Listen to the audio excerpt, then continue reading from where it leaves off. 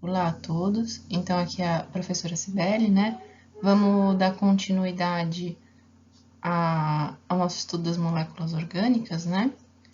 Então, a gente viu na aula anterior os glicídios e os lipídios, e agora nessa aula a gente vai ver as proteínas e os ácidos nucleicos, ok? Então, gente, as proteínas, elas são moléculas grandes que são formadas por várias unidades de aminoácidos ligados em sequência por uma ligação que a gente chama de ligação peptídica. Então, vamos entender melhor essa informação, tá? Então, o aminoácido é a menor unidade que forma as proteínas. E esses aminoácidos eles vão se ligar um ao outro em cadeia. Aí, o que é um aminoácido? O aminoácido, ele tem uma estrutura, uma parte que é constante, que todo o aminoácido tem, e um radical que muda de um aminoácido para o outro, tá? Então, vamos entender primeiro essa parte que é constante. Então, primeiro de tudo, vocês têm que saber que um carbono, um átomo de carbono, ele é capaz de se ligar, ele é capaz de fazer até 4 ligações, tá? Então, cada carbono faz até 4 ligações. Esse carbono aqui, ele tá com 4 ligações. Esse carbono aqui bem no meio dessa molécula, que é o aminoácido. Então, ele tá ligado nesse nitrogênio, ele tá ligado em outro carbono, ele tá ligado em um hidrogênio e ele ainda pode fazer uma outra ligação. Então, isso daí é uma característica do elemento carbono, tá? Então, aqui, numa molécula de aminoácido, a gente vai ter sempre um carbono central, que a gente chama de carbono alfa, onde vão estar ligadas 3 porções constantes, que é um hidrogênio, um grupo amina, que é um NH2, um grupo carboxila, que é um COOH, ok? E aí, a quarta ligação, ela vai se dar com um radical. O radical é uma porção que vai variar de aminoácido para aminoácido e que vai caracterizar o aminoácido. Então, existe um aminoácido que o radical dele é um hidrogênio, tá? Aqui a gente tem um outro aminoácido, que o radical dele é essa molécula aqui. E aí ele é um tirosina, tá? E aí são dessas variações dos radicais que a gente vai ter os diferentes aminoácidos, tá? Então a gente tem o carbono central, o grupo aí amina, que é o grupo NH2, aqui, o grupo carboxila, que é o COOH, tá? Perceba que no grupo carboxila, gente, que ele tem uma ligação com é um carbono que está ligado com outro carbono, que é o carbono central, está ligado com oxigênio e tem uma dupla ligação com outro oxigênio. Então, se você somar o número de ligações, ele tem 4 ligações, mas ele está ligado em 3 elementos diferentes, tá? Então, a gente tem aí a possibilidade de ter ligação dupla, tá? Vamos lembrar um pouquinho da química. E aí o grupo, um hidrogênio ligado aqui nesse carbono. Então, isso aqui é constante. Para você descobrir qual aminoácido é, você tem que descobrir as porções constantes, né, desse aminoácido, e aí o que não é. Então, eu quero encontrar o radical dessa tirosina. Eu tenho um hidrogênio, eu tenho um grupo carboxila, eu tenho um grupo amina, e o outro que sobra é o radical, que vai caracterizar esse aminoácido, tá? Aí, cada carboidrato, ele vai se ligar a um outro. Então, cada aminoácido, cada um desses aminoácidos vai se ligar a um outro aminoácido, tá? Formando as cadeias que vão formar as proteínas, tá? Um outro nome para aminoácido é peptídeo, ok? Então, um aminoácido é um peptídeo. A ligação entre peptídeos é uma ligação peptídica, tá? Então, o que acontece? O grupo carboxila, esse carbono aqui, se liga com o nitrogênio do grupo amina do outro aminoácido. E aí tem aí a liberação de água. Aí o arranjo da molécula ele se altera, né? Então o carbono do grupo carboxila ligou com o nitrogênio do grupo amina e fez aqui uma ligação peptídica entre esses dois aminoácidos, esses dois peptídeos, formando um dipeptídeo, né? E liberando uma molécula de água. Aí mais uma informação que é da química, né? Daqui é uma ligação por desidratação, uma ligação por perda de água, ok? Então, os peptídeos, desculpa, então a gente vai ter aí moléculas formadas por 2 ou mais aminoácidos, tá? Existem cerca de 20 aminoácidos que vão formar todas as proteínas que a gente tem, tá? Então, esses aminoácidos diferentes, eles vão se combinar em sequências diferentes, formando todas as proteínas que existem, que a gente tem pelo menos, tá? Então, aqui tá um pouco pequeno, eu não vou... Eu só queria mostrar para vocês, assim, os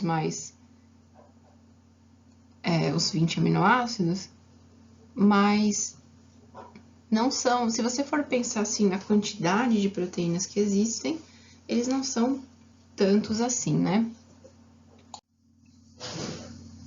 Então, a gente tem aí dois tipos, uma classificação aí de aminoácidos baseados na alimentação. Então, nós temos os aminoácidos essenciais, que são aqueles que só podem ser obtidos na nossa alimentação, tá? Os aminoácidos essenciais, a gente não consegue produzir eles, a gente precisa consumir eles na nossa alimentação diária, para a gente ter eles no nosso corpo e poder aí realizar a confecção das nossas proteínas, tá? E os aminoácidos naturais são os que são sintetizados pelo nosso organismo. Então, aqui nessa tabelinha eu estou mostrando quais são esses aminoácidos essenciais e naturais. Os essenciais são a isoleucina, a fenilalanina, a treonina, a valina, a lisina, o triptofano, a leucina, a metionina e a histidina. Os outros todos são naturais e a gente consegue produzir, tá? E aí um fato interessante é que é o arroz do feijão do brasileiro, arroz com feijão do brasileiro, né? Então, o arroz com feijão é um alimento que ele contém todos os aminoácidos essenciais que a gente precisa consumir, tá? Então, é uma refeição completa, né? E é interessante a gente observar, né, que o feijão, eu tô falando do feijão carioca, né, mas o feijão preto também, o feijão carioca, ele foi desenvolvido, né, por pesquisadores brasileiros, né, não que ele foi criado em laboratório, né, foram feitos cruzamentos entre espécies de feijão para resultar aí no feijão carioca, que junto com o arroz que a gente consome, gera aí pra gente uma alimentação que tem todos os aminoácidos essenciais, tá? Que é muito importante. Então, em que vão diferir? Qual vão ser as diferenças entre as proteínas? Como é que a gente vai formar, como é que os organismos formam tantas proteínas diferentes? Então, quais vão ser essas diferenças? A quantidade de aminoácidos presentes em cada ligação peptídica, em cada sequência de peptídeos, os tipos de aminoácidos que estão presentes nessa cadeia, e a sequência, a ordem em que esses aminoácidos estão. Então, se você tem duas proteínas diferentes, você vai analisar, elas podem ter todas os mesmos tipos de aminoácidos, os mesmos números de aminoácidos, mas se a sequência de aminoácidos mudar na formação dessa cadeia, então você vai ter outra proteína. Dessa forma, a gente só tem 20 aminoácidos, mas o número de combinações possíveis é imenso, ok? E isso é, assim, muito importante a gente entender essa relação de que o número de aminoácidos, o tipo de aminoácidos e a sequência desses aminoácidos é o que vai definir a forma que essa proteína vai tomar. E a forma de uma proteína, gente, está totalmente relacionada com a função que ela vai desempenhar no organismo, tá? Então, vamos entender essa questão da forma das proteínas, estudando como se formam as proteínas, estudando a estrutura delas, tá? Então, primeiro, os aminoácidos eles vão se ligar em cadeia pelas ligações peptídicas numa estrutura linear. Essa estrutura linear é a estrutura primária das proteínas. Aí, entre os aminoácidos da estrutura linear, vão se formar novas ligações, tá? E isso vai fazer com que essa estrutura ela se dobre adquirindo uma forma que a gente chama de helicoidal. Então, é basicamente esse formato que ela faz, né? Que nem a molécula de DNA, ok?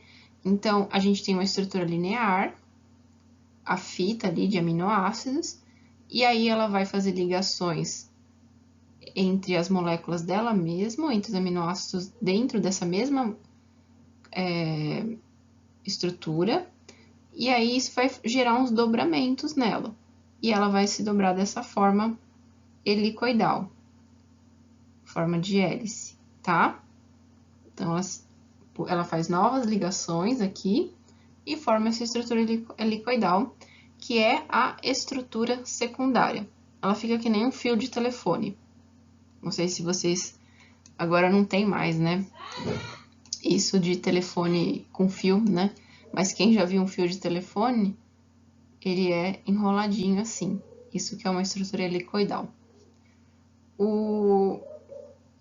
E aí, essa estrutura secundária, ela aqui, né, numa porção dela, vai também fazer uma ligação química com uma outra porção dela mesma.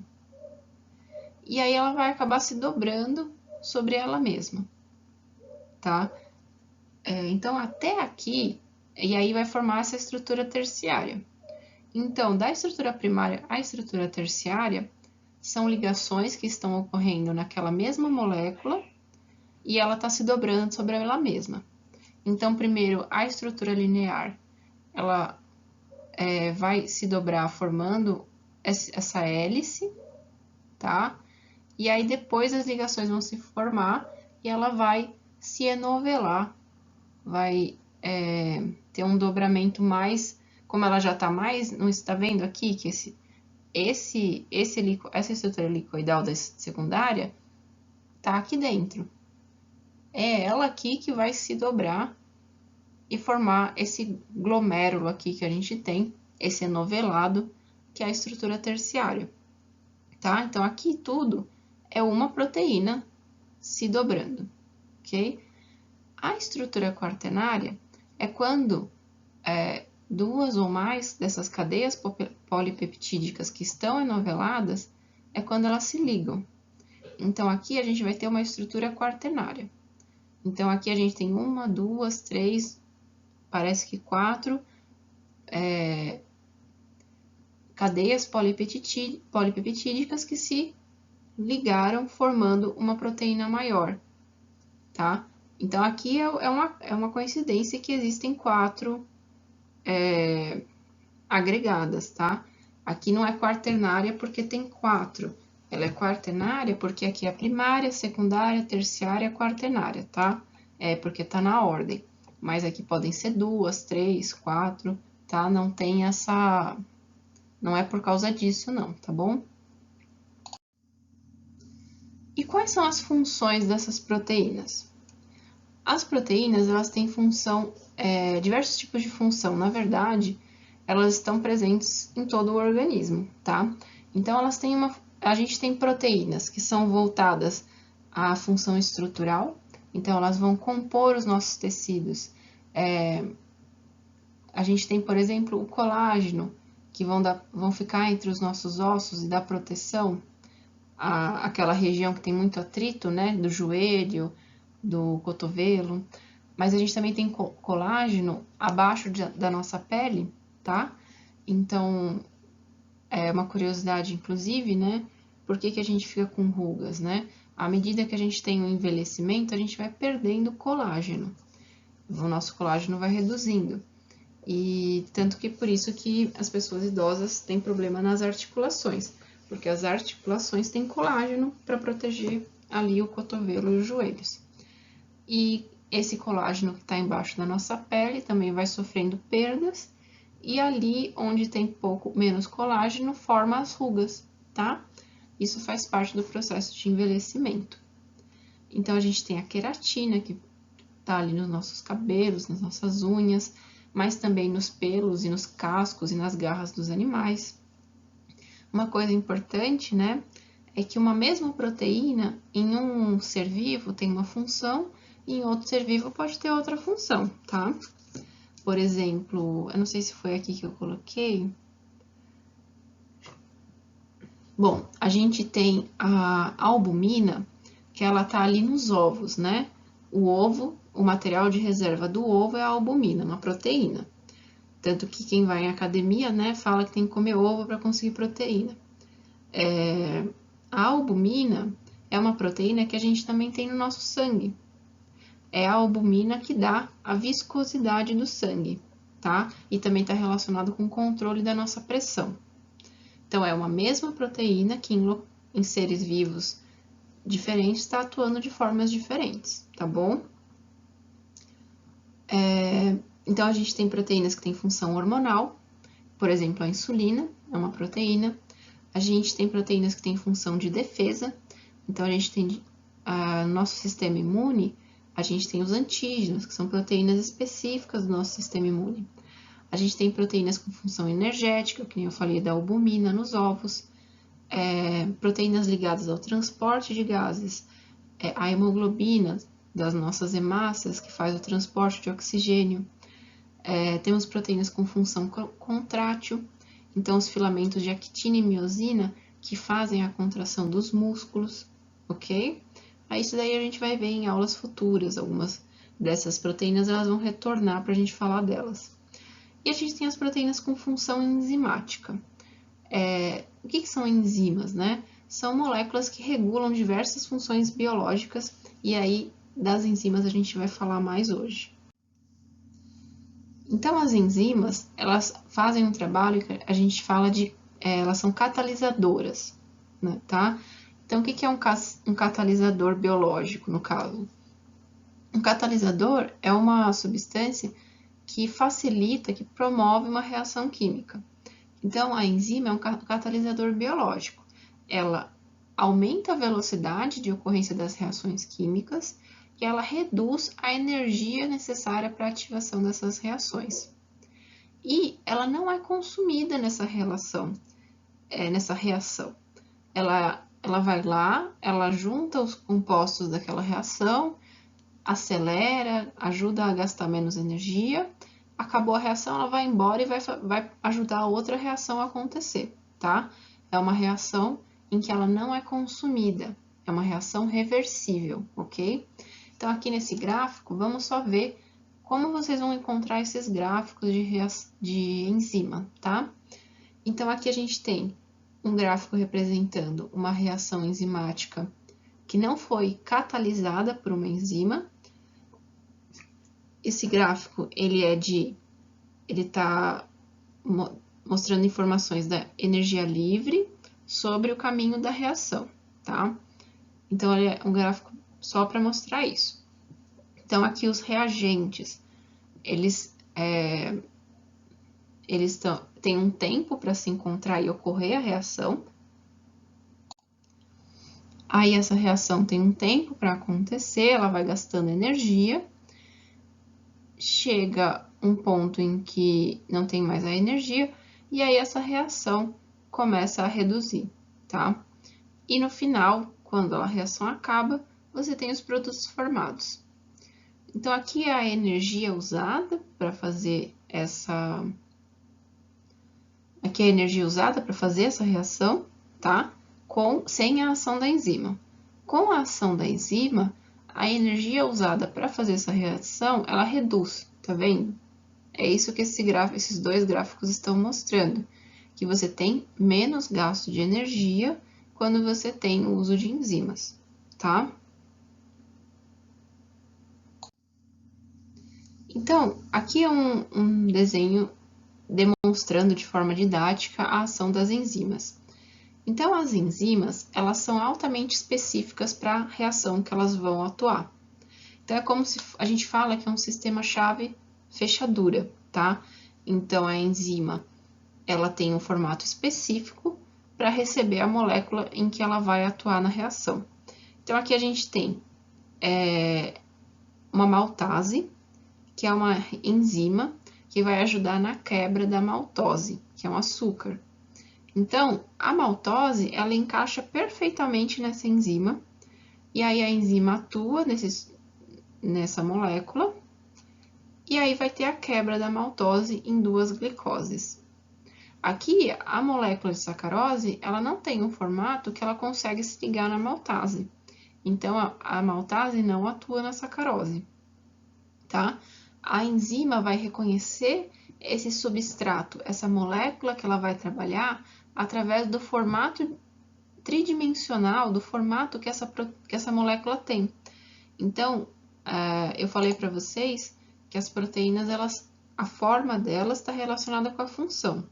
Então, a enzima tem uma forma onde a outra molécula que ela vai atuar consegue se encaixar, tá? E aí, esse formato é específico para aquela molécula. Essa região onde a molécula se encaixa na enzima é chamado de sítio ativo ou centro ativo, tá? E a gente costuma falar que a molécula que a enzima atua é o substrato, ok? Então, como eu falei, a forma está relacionada com a função. Se a enzima ou a proteína é submetida a alguma condição física que muda a forma física dela, que muda a forma dela, aí ela deixa de exercer essa função. E a gente fala que ela foi desnaturada. Então, isso aqui é um processo de desnaturação proteica. Então, vai modificar a forma tridimensional da proteína. A proteína, quando ela está fora da forma dela, ela não exerce essa função. E existem casos em que essa desnaturação é reversível e casos em que ela é irreversível. Por exemplo, no ovo cru, a albumina e as outras proteínas que tiverem lá dentro, elas estão em estado mais líquido, né? Um estado viscoso. Quando a gente aquece, ela desnatura e fica nesse estado sólido. Esse é um processo de desnaturação que é irreversível, tá? Não tem volta para essa proteína. Então, quais fatores físicos podem alterar a forma da proteína? Eu já falei, a temperatura elevada. As mudanças do pH do meio, a ação de detergentes, a ação de solventes, ok? Então, são alguns exemplos de fatores físicos. Aí, o que pode mudar o pH do meio, por exemplo, né? A gente tem um caso de desnaturação reversível que é muito usado no nosso organismo. Por exemplo, no nosso intestino, a gente tem as enzimas que fazem a digestão. E elas, quando o nosso estômago não tem alimento, o nosso organismo mantém o pH do nosso estômago num pH ainda não na acidez necessária para essa enzima atuar. Então, quando a gente ingere um alimento, nosso estômago ele libera ácido, e aí o pH do meio do estômago fica mais ácido, e aí a enzima digestiva assume a forma dela, em que ela vai ter a função de digestão, ok? Um outro exemplo de desnaturação, né, que vocês já devem ter visto, é o do leite. Não sei se vocês já fizeram coalhada em casa, mas o leite, se você ferver ele, e aí enquanto ele tá fervendo, você coloca vinagre ou suco de limão, você vai colocando aos poucos, e aí o que vai acontecendo? O leite, ele vai coalhando, ele vai formando esses grumos, tá? Que é a proteína da lactose que tá se aglomerando e vai deixando um soro. É assim que se faz coalhada, é assim que se faz muitos processos relacionados a leite, né? Você vai mexendo com a acidez. Então, agora, a gente viu aqui um apanhado aí das proteínas, e agora a gente vai falar dos ácidos nucleicos, ok? Então, aí uma coisa, não sei se vocês lembram, né, que eu falei que essas moléculas, elas são formadas todas por moléculas menores, né? As proteínas são formadas por aminoácidos e os ácidos nucleicos são formados por nucleotídeos, tá? Então, a menor unidade que forma o ácido nucleico é o nucleotídeo. Então, esse aqui é o nucleotídeo, ele é formado por uma molécula de fosfato ligada a uma pentose, que é um açúcar, e uma base nitrogenada, que eu já vou mostrar para vocês o que é. Então, essa aqui é a unidade dos ácidos nucleicos. O que é o ácido nucleico? O ácido nucleico é a molécula que constitui os genes, ok? Então, os genes são uma cadeia de ácidos nucleicos ligados entre si, e aí, da mesma forma das proteínas, a gente tem aí uma quantidade de ácidos nucleicos existentes, né? E aí a ordem e o número de ácidos nucleicos também vai influenciar aí na função dos genes, tá bom? Então, os genes, vamos lembrar que são eles que transmitem as informações genéticas, tá? Então, um gene tem ali uma informação genética e um gene é formado ali por um conjunto de nucleotídeos. A gente tem dois tipos de ácidos nucleicos. O DNA, que o nome inteiro dele é ácido desoxirribonucleico, e o RNA, que o nominho inteiro dele é ácido ribonucleico, tá? Aí, qual é a diferença maior, né? Uma das diferenças entre DNA e RNA? Eu falei aqui para vocês que a pentose no nucleotídeo é um açúcar, né? Então, a gente tem o açúcar que vai estar na molécula de DNA é a desoxirribose. É esse açúcar aqui. Por isso que é ácido desoxirribonucleico. E o açúcar que vai estar no RNA é a ribose, tá? Essa é uma informação que é importante vocês guardarem.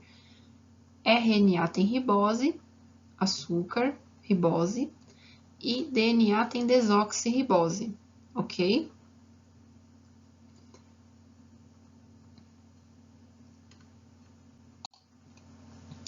E a única diferença entre esses dois açúcares é que aqui na ligação 2 dessa pentose tem um hidrogênio e na ligação da ribose tem um OH, tá? É a única diferença entre esses dois açúcares, mas são açúcares diferentes entre essas duas moléculas. Os nucleotídeos. Então, assim que nem a gente falou, né, vamos entender quais são as partes desse nucleotídeo. Então, a gente tem esse grupo fosfato, que é um ácido fosfórico, ligado na pentose, tá? Que pode ser uma desoxirribose ou uma ribose. E nessa pentose está ligada a base nitrogenada. Então, aqui é a molécula química, aqui é a simplificação da molécula.